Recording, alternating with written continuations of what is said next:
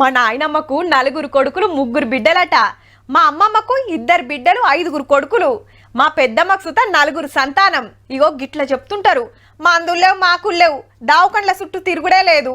ఇంట్లోనే మంత్రసాని కానుపు చేసేది. కానీ ఇప్పుడు మొత్తం రివర్స్ అయింది.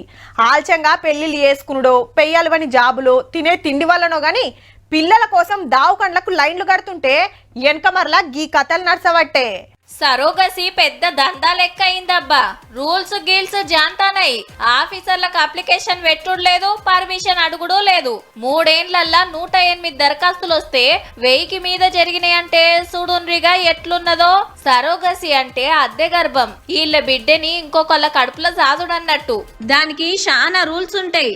ఏహే గవన్నీ మేము చూసుకుంటాం అని 30-40 లక్షలు గుంజుతున్నట ఐవీఎఫ్ సెంటర్లల్లా.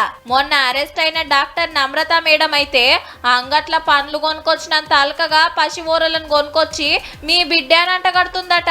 గా రాజస్థాన్ జంట కంప్లైంట్ చేయకుంటే ఇంకెన్ని చేసినో. నాకేం తెలియదు, ఉత్త పుణ్యానికి నన్ను ఇరికిచ్చిండ్రు అంటాంది మీదికెళ్ళి. ఇంకో 7 సుతా దొరకబట్టిండ్రు. మెడికల్ ప్రొఫెషనల్స్ ఉండొచ్చు, అదర్వైజ్ టెక్నీషియన్స్ ఉండొచ్చు, ఏజెంట్స్ ఉండొచ్చు, because this is a multi level scam. So ఆ కేసుకి ఇన్వాల్వ్ ఉన్న 3 more accused have been remanded. IVF సెంటర్ల కథ గిట్లున్నందుకే చెకింగ్లు పెంచింది సర్కారు. 33 జిల్లాలల్లో కలిపి 381 సెంటర్లుంటే అందులో హైదరాబాద్ లోనే సగం ఉన్నాయట.